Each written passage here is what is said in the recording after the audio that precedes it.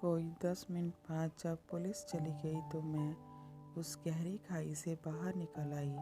तभी मेरी निगाह अचानक ही सड़क पर चली गई। जिस गाड़ी के ड्राइवर से मैंने हाथ देकर लिफ्ट मांगी थी, वह कार अभी तक कुछ दूरी पर खड़ी थी। मैं लंगड़ाती हुई उधर ही बढ़ गई। मेरे नज़दीक पहुंचते ही कार का दरवाज़ा खुल गया। मुझे बड़ा आश्चर्य हुआ। आखिर इस आदमी ने मेरे लिए इतनी देर से गाड़ी क्यों खड़ी कर रखी है? मुझसे इसका क्या स्वार्थ हो सकता है? मैं ये सोच ही रही थी कि गाड़ी के अंदर से आवाज़ आई, मोहतरमा जल्दी कीजिए, ये सोचने का समय नहीं है। मुझे पता है कि पुलिस आपके पीछे लगी है। मैं ये सुनते ही झट से गाड़ी में बैठ गई। काफ़ी महंगी गाड़ी थी। अंदर अंधेरा था, जिससे मैं गाड़ी के ड्राइवर को नहीं देख पा रही थी। उसको एक नज़र देखने की मेरी हार्दिक इच्छा थी। इतने में उसने गाड़ी स्टार्ट कर दी। मैं घायल थी और मुझे भूख भी काफ़ी लगी हुई थी। कुछ आगे बढ़ते ही उस आदमी ने कहा, मेरा नाम दिनकर नाथ है। तुम्हें आश्चर्य हो रहा होगा कि मैं एक अपराधी को क्यों बचा रहा हूँ, या मैं पुलिस के जाने तक तुम्हारा इंतज़ार क्यों करता रहा था। मैंने ये क्यों नहीं बता दिया कि तुम खाई में छिपी हो। इसमें आश्चर्य करने की कोई बात नहीं है। मेरा तो पुलिस से भागे लोगों को ही पालने का शौक़ है। दीननाथ की बातें सुनते ही मेरा खून पानी हो गया। मैं सोचने लगी, आसमान से गिरी तो खजूर पर आ अटकी। ये आदमी तो अव्वल दर्जे का धूर्त, बदमाश और जालिम लगता है, लेकिन अब दूसरा कोई चारा भी तो नहीं था मुसीबतों से निकलने का। मार्ग में सदा से ही निकलती आई हूँ। ईश्वर ने साथ दिया तो यहाँ भी फतह मेरी ही होगी। मैंने अब तो कोई गुनाह नहीं किया है, किसी निर्दोष को नहीं मारा है। श्री कृष्ण ने कंस को मारा था, राम ने रावण को मारा था, तो उनको तो किसी ने ये नहीं कहा कि कानून को तुमने हाथ में लिया है, तुम अपराधी हो। फिर मुझे कोई अपराधी कैसे कह सकता है? मैंने कंस और रावण सरीखे दुष्टों को ही मारा है। राह चलते लोगों पर तो मैंने हाथ नहीं उठाया ना। यही वजह है कि मुझे अपराध बोध की छाया अभी तक छू भी नहीं पाई है। आजकल खूबसूरत या बदसूरत किसी भी तरह की महिलाओं के प्रति लोगों का दृष्टिकोण अच्छा नहीं है। शिखर पर बैठे व्यक्ति तो उन्हें नंगा नाच नचा रहे हैं और वह नाच रही हैं। मैंने जहाँ कहीं भी औरतों की मदद की, वहीं पर मुझे निराशा हाथ लगी। ना जाने क्यों वह जुर्म और अत्याचार को आत्मसात कर बैठी हैं। उनकी सहायता के लिए आगे आने पर पहले उनसे ही लड़ना पड़ता है। मंत्री प्रमोद रंजन के जुर्म अत्याचार से वह लड़कियां मुक्त हो गई हैं, फिर भी उन्हें मुझसे नफरत है, क्योंकि उन्हें जिल्लत और अपमान की ज़िंदगी ही पसंद है। मैं जाने कब तक सोचती, तभी दिनकर नाथ ने मुझे टोक दिया, ईश्वर ने तुम्हें इतनी अच्छी काया दी है, उम्र भी अभी नाजुक है, फिर तुम अपराधीन क्यों बनी? क्या करूं? मुझसे किसी का शोषण होते देखा नहीं जाता। मेरे हाथ उसकी सहायता के लिए बरबस ही उठ जाते हैं। ये कहते हुए मैं मुस्कुरा पड़ी। तुम हंस रही हो? दिनकर नाथ आश्चर्यचकित रह गया। क्यों हंसना सिर्फ मर्दों के हिस्से में आता है? मेरी आवाज़ थोड़ी तल्ख हो गई। मैंने ऐसा तो नहीं कहा। मेरे कहने का मतलब ये था कि जिस युवती ने कत्ल किया है, पुलिस जिसकी तलाश में है और जो जख्मी है, वह कैसे मुस्कुरा सकती है? दिनकर ने ये कहते ही मैं समझ गई कि ये मुझे डराना चाहता है, ताकि मैं डरकर इसकी मुट्ठी में कैद हो जाऊं। मैंने रावण और कंस सरीखे दुष्टों का संहार किया है। मैं जुर्म की दुनिया में ही जवान हुई हूँ। मेरे घर का माहौल भी कुछ ऐसा ही था। घर छोड़ने के बाद पुरुषों से ही मेरा पाला पड़ा, और वह भी गंदे, बदमाश और अपराधी प्रवृत्ति के पुरुषों से, जो मंत्री थे, नेता थे, महात्मा थे, वैश्य थे और दरिंदे थे, एवं नामर्द भी थे। कत्ल करना मेरा पेशा नहीं है, ये तो हो गया, जिसकी जिम्मेदारी मैं नहीं बल्कि वह दरिंदी हैं। ये कहकर मैं चुप हो गई। दिनकर नाथ ने जवाब में कुछ नहीं कहा। शायद उसने समझ लिया था कि मैं मुड़ने या टूटने वालों से नहीं हूँ। मैंने खिड़की से बाहर देखा। गाड़ी सड़क पर हवा की तरह भागी जा रही थी। मुझे रह रहकर ऐसा लग रहा था जैसे मैं अपने पीछे जीवन की एक दुखद और विचित्र छाया छोड़ती जा रही हूँ। यह सब विचित्र बात ही तो थी। उस महात्मा का कत्ल करना, फिर जेल जाना और जेल की घोर यातनाएं भोगना, उन्हीं क्षणों में अयाश जेलर का मेरे ऊपर मुग्ध होना, फिर अपने रूप के सहारे गृह मंत्री प्रमोद रंजन तक पहुंचना, सज़ा मिलने से पहले ही मुकदमा का रफा दफा हो जाना, इसके बाद मेरे हाथों गृह मंत्री को जिंदा जलाया जाना, एक अद्भुत संयोग ही तो था। ये साहस नहीं, दुस्साहस भरा काम था। मुझ जैसी सेक्सी बाला के लिए यह एक भी चीज़ को अच्छा या बुरा नहीं माना। इतने में दिनकर नाथ ने कार सड़क किनारे खड़ी कर दी। मैं आश्चर्यचकित गाड़ी से नीचे उतर गई। मेरे दोनों पांव जख्मी थे और हाथ भी घायल थे। उनमें से अभी भी खून टपक रहा था। पुरुष मानसिकता का एक नया ही एहसास आज हुआ था। मैं अचानक ही बुदबुदा पड़ी। मैं घायल हूँ, दर्द से करा रही हूँ, मेरे हाथ पांव जख्मी हो रहे हैं। पुलिस के आतंक से मैं आतंकित हूँ और यह पुरुष मुझ में सेक्स ढूंढ रहा है। मुझसे यह निर्जन जगह में यौन संबंध बनाने के लिए बेताब है। क्या इसे इतना भी ज्ञान नहीं है कि एक जख्मी औरत से कैसे पेश आया जाता है? मैं ये सोच ही रही थी कि दिनकर नाथ मेरे होठों पर अपने गर्म होठ रख दिए। मुझे बड़ा ही बुरा लगा। मैं मुंह फेरते हुए बोली, तुम्हें इतनी भी समझ नहीं है कि मैं घायल हूँ तो मैं क्या करूँ? देखो, एक बार मन रख दो, मैं 1000 बार तुम्हारी मदद करूँगा। ये कहते कहते उसने मुझे गोद में उठा लिया। मैंने कुछ नहीं कहा। जवां मर्दानी बाहों का स्पर्श पाए काफ़ी समय हो गया था। दिनकर ने गाड़ी की बत्ती बुझा दी और मुझे पिछली सीट पर सुला दिया। फिर वह झुककर मेरे तलवे चाटने लगा। वह चाट रहा था और मुझे घिन सी आ रही थी। मेरे पाँव खून से लथपथ थे, उनमें धूल मिट्टी लगी हुई थी। देखते ही देखते उसने मेरे दोनों तलवे चाट कर साफ कर दिए। अब वह मेरी नाभि के गड्ढे में अपनी जीभ का अग्रभाग डालकर गोल गोल घुमाने लगा। इस स्पर्श क्रीड़ा ने मेरे ठंडे पड़े खून को गर्म कर दिया। मेरे हाथ पांव का दर्द गायब हो गया, मगर ये एक दैहिक आकर्षण था। कोई 10 मिनट बाद दिनकर ड्राइवर सीट पर जाकर बैठ गया। मुझे अब दर्द से काफ़ी राहत मिल गई थी। मन हल्का हो गया था। गाड़ी हवा से बातें कर रही थी। तभी उसने कहा, मैं मूलतः एक मनोचिकित्सक हूँ। तुम्हारे दर्द का मैंने प्राथमिक इलाज कर दिया है। तुम्हें अब दर्द नहीं हो रहा होगा। मैं कुछ नहीं बोली। वह गाड़ी की गति धीमी करते हुए पुनः बोलने लगा, सेक्स का संबंध मन से होता है और यही वजह है कि इससे मन के सारे विकार दूर हो जाते हैं। दर्द का भी संबंध दिमाग और दिल से होता है। शरीर का संबंध अगर दिल और दिमाग से कट जाए तो व्यक्ति को किसी भी तरह के दर्द की अनुभूति नहीं होती है। मैंने तुम्हारे साथ सफल सहवास किया है जिससे तुम चिंता और दर्द से मुक्त हो गई हो।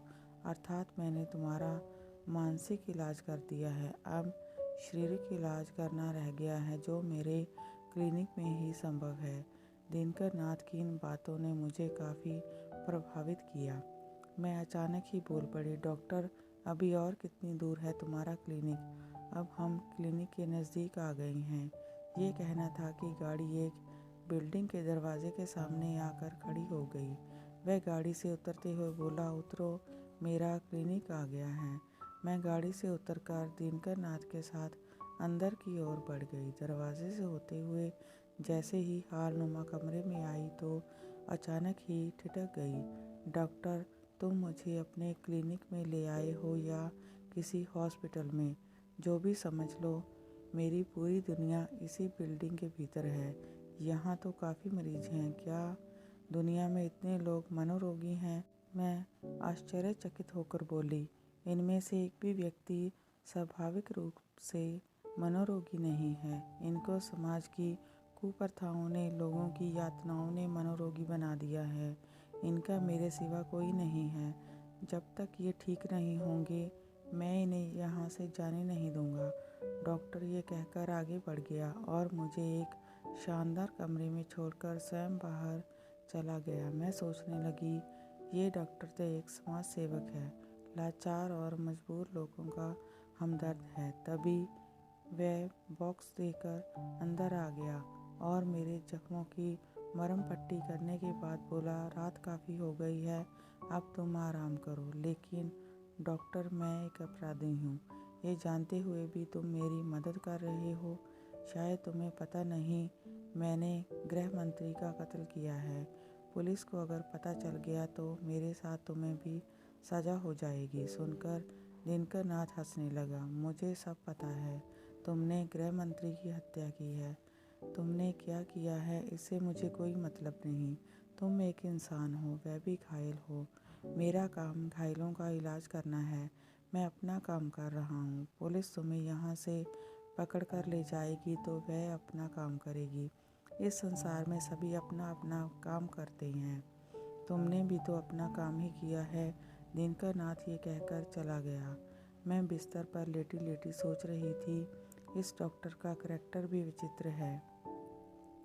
ये मनोज किस्से तो है पर करैक्टर का सही नहीं लगता। फिर मेरी आंख लग गई और मैं बेसुध बिस्तर पर सो गई। अभी आँखों में नींद आई ही थी कि किसी चीज़ के गिरने की आवाज़ से मेरी आँख खुल गई। मैं हड़बड़ाकर बिस्तर पर उठकर बैठ गई। मेरा मन बड़ा ही अशांत हो गया। फिर न जाने दिमाग में क्या आया, मैं दरवाजे से निकलकर बरामदे में आ गई। बरामदे से सटे हुए 2 कमरे थे। इतने में मेरी निगाह सामने वाले कमरे में चली गई। मैंने देखा डॉक्टर दिनकर नाथ एक 18 वर्षीय लड़की से हाथोपाई कर रहा था और उसके एक हाथ में इंजेक्शन थी। वह लड़की गिड़गिड़ा रही थी, डॉक्टर, ये अच्छी बात नहीं है। डॉक्टर तो भगवान की तरह होता है। मैं आज यह इंजेक्शन नहीं लूँगी। दवाई के नाम पर तुम रोज़ाना ही बेहोशी का इंजेक्शन मुझे दे जाते हो और फिर अपनी मनमानी करते हो। तुम ऐसा नहीं कर सकती। तुम्हारा इलाज ही यही है। डॉक्टर, इलाज के नाम पर क्यों व्यभिचार करते हो? मरोगे तो तुम्हें कोई फेंकने वाला भी नहीं होगा। वह लड़की ये कहते कहते डॉक्टर पर पूरी ताकत के साथ टूट पड़ी। तभी डॉक्टर ने उसके नितंब में इंजेक्शन दे दिया। कुछ देर तक वह छटपटाई, फिर बिस्तर पर धड़ाम से गिर गई। डॉक्टर दिनकर नाथ गुस्से में बड़बड़ाया, एक तो इन लोगों को पुलिस से बचाओ, ऊपर से इनके नखरे सहो। मैं इसकी कीमत तो वसूलूंगा ही। मुझे देश सुख के अलावा ये लोग देते ही क्या हैं? डॉक्टर दिनकर ये कहकर उस लड़की की ओर मुड़ा और उसके कपड़े खोलने लगा। मैं आंखें बंद कर कमरे में वापस आ गई। मेरा खून गुस्से से खौल रहा था। मैं अब समझ गई थी कि डॉक्टर दिनकर नाथ इतना गिरा हुआ आदमी है जो शव पद के साथ भी सहवास कर सकता है। इंजेक्शन देकर लड़की को बेहोश करना, फिर उसे नंगा कर उसकी देह से घंटों खेलना, यही तो मुझे पसंद नहीं है। एक से अधिक लोगों से यौन व्यवहार बनाने की मैं विरोधी नहीं हूँ। मैं तो यौन हिंसा की कट्टर विरोधी हूँ। किसी की इच्छा के बिना किसी को बेहोश कर यौन संबंध बनाना मेरी दृष्टि में बहुत बड़ा अपराध है। मैं समझ नहीं पा रही थी कि लोग इतने क्रूर और अमानवीय क्यों हो जाते हैं। समाज में व्यवस्था स्त्रियों से ही बनी हुई है। अगर पुरुष उन्हें भी अपनी तरह भ्रष्ट और चरित्रहीन बना देंगे तो फिर पूरी दुनिया में कोहराम सा मच जाएगा। मैं गुस्से के मारे थर थर कांपने लगी। लेकिन गुस्सा हर समस्या का समाधान नहीं होता, यही सोचकर धीरे धीरे नॉर्मल हो गई। इसी उधेड़बुन में सुबह हुई। डॉक्टर दिनकर नाथ 2 दिन के लिए सुबह की फ़्लाइट से कहीं चला गया था। मैं बहुत ही खुश थी। मेरा जख्म भी अब काफ़ी भर गया था। मैंने धीरे धीरे चलकर बिल्डिंग के सभी कमरों का निरीक्षण किया। उस बिल्डिंग में कुल 200 लड़कियां थीं, जिनमें से एक भी ऐसी नहीं थी जिसे मनोरोगी कहा जा सकता था। वह सभी की सभी लड़कियां आधुनिक सोच रखने वाली थी, अव्यवस्था के खिलाफ लड़ने वाली थी। तभी तो लोगों ने उन्हें मनोरोगी घोषित कर दिया था। वह सभी की सभी पुलिस और समाज की नज़रों में अपराधी और मुजरिम थी, लेकिन वास्तव में वह अपराधी नहीं थी। मुझे एक ऐसे ही जुझारू महिला युवा दल की ज़रूरत थी। उन 200 लड़कियों में से कौन उनकी नेता है, इसका पता लगाना मेरे लिए बहुत ही ज़रूरी था। मैंने अगले पल ही इसका पता लगाने का काम शुरू कर दिया। सबसे बात करके देखा तो नीना उनकी नेता लगी। सभी लड़कियां उसकी बात मानती थी, उस पर विश्वास भी करती थी। मैं नीना के कमरे में पहुंची तो वह हड़बड़ाकर खड़ी हो गई। मैंने उससे बिठाते हुए कहा, बैठ जाओ बहन, मुझे पता है तुम एक मनोरोगी नहीं हो, ये डॉक्टर मनोरोगी है। अपने पेशे की आड़ में लड़कियों की मजबूरी का फ़ायदा उठा रहा है। वैसे क्या तुम बता सकती हो कि इन लड़कियों ने क्या अपराध किए हैं? नीना 2 कदम पीछे हटते हुए बोली, तुम कौन हो? मैं भी तुम सबकी तरह ही परिस्थितियों की मारी हूँ। अव्यवस्था के खिलाफ, यौन शोषण के खिलाफ आवाज़ बुलंद करने का अपराध मैंने किया है।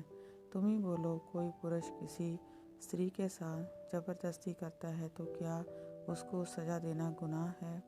मैं एक सांस में ही बोल गई, नहीं, ये भला गुनाह कैसे हो सकता है? मैंने बस यही गुनाह किया है। मेरी आवाज़ सुनते ही नीना बोल पड़ी, इन लड़कियों ने भी और मैंने भी ऐसा ही गुनाह किया है। हम सब पुलिस हिरासत से भागी हुई मुजरिम हैं। डॉक्टर ने हमें पनाह दी है, जिसकी कीमत हमारी देह से वसूल कर रहा है। तुम सब एकजुट होकर बगावत क्यों नहीं करती हो? पुलिस से कब तक छुपती रहोगी? इस तरह से तो पूरी उम्र वेश्यावृत्ति करते ही गुजर जाएगी, फिर भी मुजरिम होने का ठप्पा लगा ही रहेगा। नीना मेरी बात समझ गई।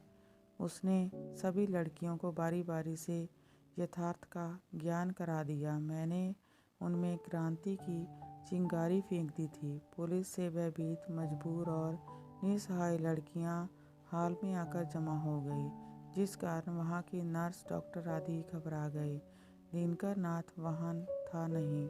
मैंने कहा, शहर के मुख्य बाजार की ओर बढ़ चलो, अब हमारा पुलिस भी कुछ नहीं बिगाड़ सकती। 200 युवा लड़कियों की भीड़ मामूली भीड़ नहीं होती है। हम जिधर से भी निकलती, लोगों की हवा गुम हो जाती। चौक पर पहुंचकर हम सब खड़ी हो गई। मैं उनकी नेता थी। वहीं पर भाषण देने के लिए बने पत्थर के मंच पर मैं कूदकर चढ़ गई। भीड़ से भीड़ इकट्ठा होती है। 200 लड़कियों की भीड़ से ने कोई 100 लोगों की भीड़ जमा कर दी। मैंने लोगों को संबोधन करते हुए कहा, मुझे आप लोग ध्यान से देख लीजिए, मेरा नाम ही काजोल है। गृह मंत्री की हत्या मैंने ही की है। पुलिस को मेरी तलाश है। मेरा नाम फोटो सहित देश के छोटे बड़े सभी पत्र पत्रिकाओं में छपा हुआ है। मेरे सिर पर इनाम है। जो मुझे पकड़ेगा उसे 1 लाख नगद इनाम सरकार देगी। ऐसी सनकी, पागल और अव्यवस्था फैलाने वाली सरकार और कर भी क्या सकती है? सरकार सनकी, भ्रष्ट, पागल इसलिए है क्योंकि जो लोग सरकार में हैं वह ही भ्रष्ट, अय्याश और देशद्रोही हैं। मुझ पर मदिरा सेवन करने, पुरुषों से यौन संबंध बनाने या गलत तरीके से पैसा इकट्ठा करने का आरोप है। मैंने भ्रष्ट नेताओं के गुरु अर्थात महात्मा को इसलिए जान से मारा था क्योंकि उसका आश्रम वैश्यालय बन गया था। वहाँ लड़कियों के साथ मंत्री, उद्योगपति और स्वयं महात्मा व्यभिचार करते थे। वह लड़कियाँ इसके लिए तैयार नहीं थी। क्या आश्रम को वैश्यालय बनाना जुर्म नहीं है? अगर वह जुर्म नहीं है तो मुजरम कैसे हो गई? गृह मंत्री प्रमोद रंजन का फार्म हाउस भी एक कोठे से कम नहीं था। वहाँ तो महिला जेलों से महिलाएं सप्लाई होती थी। वहाँ की व्यवस्था को मैंने जाकर सुधारा। तंदूर की भट्टी में प्रमोद रंजन रोजाना ही 2-3 लड़कियाँ जलाता था। मैंने इसको इसी भट्टी में झोंक दिया तो कौन सा गुनाह कर दिया। मेरे संबंध अनगिनत शिखर पर पहुँचे पुरुषों से रहे हैं। संबंध का होना अलग बात है और ज़बरदस्ती संबंध बनाना अलग बात है। जोर ज़बरदस्ती जहाँ भी मैंने देखी वहीं पर इसका विरोध किया। मेरी ज़िंदगी तो एक खुली किताब की तरह है। मैंने 80-80 साल के पुरुषों को अपने पीछे भागते देखा है। पुरुष के अंदर दूसरी स्त्री की ओर आकृष्ट होने की प्रवृत्ति है। पुरुष की इस प्रवृत्ति ने ही समय समय पर मेरे संयम को तोड़ा है। मैंने जब जब कोशिश की कि अब भटकना नहीं है, सादा जीवन जीना है, तब तब पुरुषों ने मेरी इस कोशिश पर पानी फेर दिया। मैं बहुपुरुषी गामिनी होते हुए भी बलात्कार के प्रति बहुत ही संवेदनशील रही हूँ। इसे सबसे बड़ा अपराध मानती हूँ। मांगकर खाना और छीनकर खाना दोनों में बहुत ही फ़र्क होता है। मैंने जिन लोगों की हत्या की है उनमें छीनकर खाने की प्रवृत्ति रही थी। वह एक आक्रांता थे, परपर थे, समाज को अपने ढंग से चलाना चाहते थे।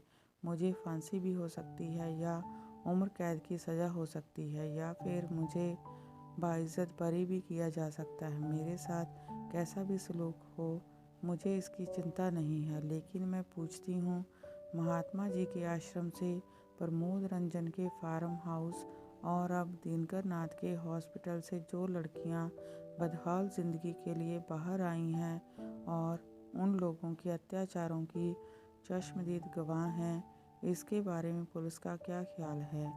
उन लोगों पर क्या कार्रवाई कर रही हैं? डॉक्टर दिनकर नाथ भ्रष्ट डॉक्टरों का नमूना है। वह मजबूर लड़कियों को बेहोशी की दवाइयाँ देकर उनके मृत समान शरीर से खेलता है।